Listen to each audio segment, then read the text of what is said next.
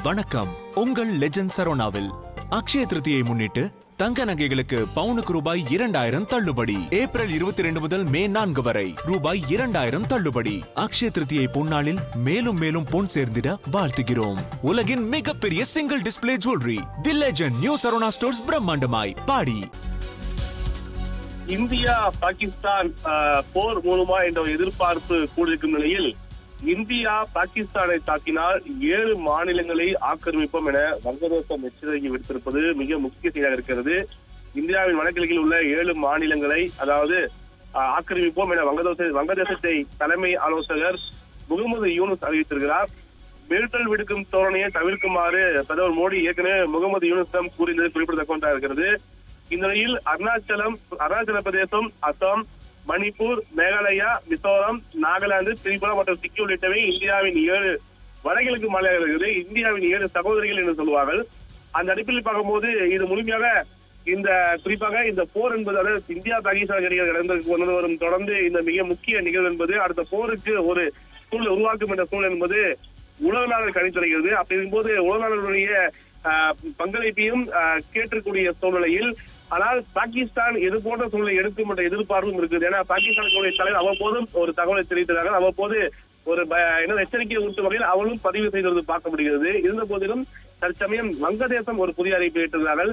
அதாவது பாகிஸ்தானை இந்தியா தாக்கும் பட்சத்தில் இந்தியாவின் 7 சகோதரி மாநிலமாக இருக்கக்கூடிய 7 மாநிலங்களையும் நாங்கள் குறிப்பாக ஆக்கிரமிப்போம் தெரிவித்திருப்பது மிக முக்கிய ஒன்றாக பார்க்க. அப்படி என்றால் இந்த போர் என்பது போர் மூடுவதற்கு முன்பாகவே முன்னெச்சரிக்கை நடவடிக்கையாக முழுமையாக 2 நாடுகளும் எடுத்துள்ளார்கள். குறிப்பாக முப்படைகளும் இந்தியாவில் முப்படையும் தயார் இருக்கிறது. ராணுவம் உள்ளிட்ட ஒவ்வொரு பிரிவினரும் தயார் நிலையில் தொடர்ந்து அதாவது எச்சரிக்கை பதிவு முன்னிருந்தாலும் கூட தன்னுடைய பயிற்சியை மேற்கொண்டு பார்க்க முடியுது. எல்லைகளை தொடர்ந்து ராணுவம் குவிக்கப்பட்டு தொடர்ந்து கண்காணித்தது. அவ்வப்போது பாகிஸ்தான் வீரர்கள் தாக்குவதும் இந்திய வீரர்கள் தாக்குவதும் போன்ற சூழல் இருக்கிறது.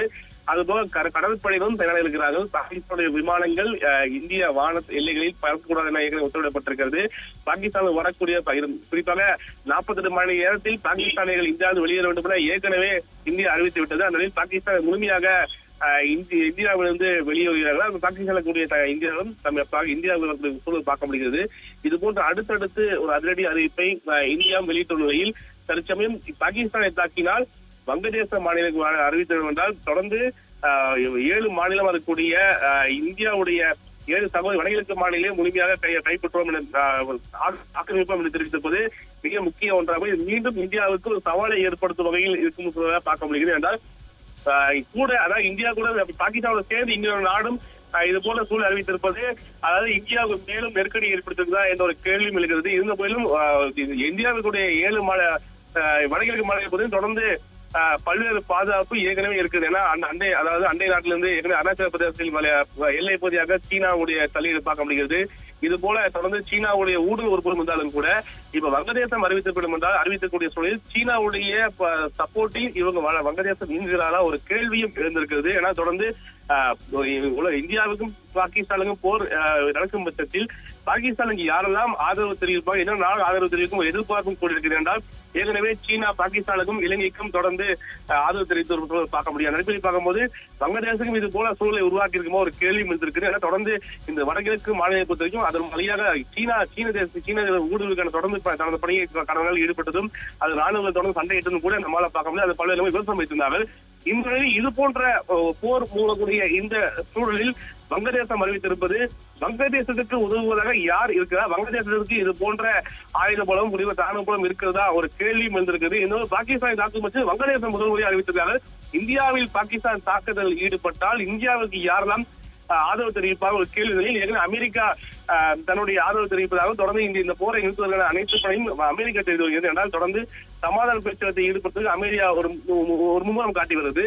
இது போன்ற சூழலில் இந்த அறிவிப்பு வெளியிட்டிருப்பது மிக முக்கிய ஒன்றாக பார்க்கப்படுகிறது. ஏற்கனவே மிரட்டல் விடுக்கும் தோரணையை தவிர்க்குமாறு பிரதமர் மோடி ஏற்கனவே முகமது யூனுஸிடம் தெரிவித்திருந்தால் மீண்டும் இந்த அறிவிப்பு வெளியிட்டிருப்பது பெரும் சர்ச்சையை ஏற்படுத்தும் வகையில் இருக்குது. அந்த நிலையில் இந்தியாவிலிருந்து வேற ஏதாவது வெளியுறவுத்துறை அமைச்சரோ அல்லது உள்துறை அமைச்சரோ ராணுவ அதிகாரிகளோ பிரதமரோ அடுத்து என்ன தெரிவிப்பார் ஒரு எதிர்பார்ப்பு கூடியிருக்கிறது என்றுதான் மிக முக்கிய செய்தியாக பார்க்கப்படுகிறது.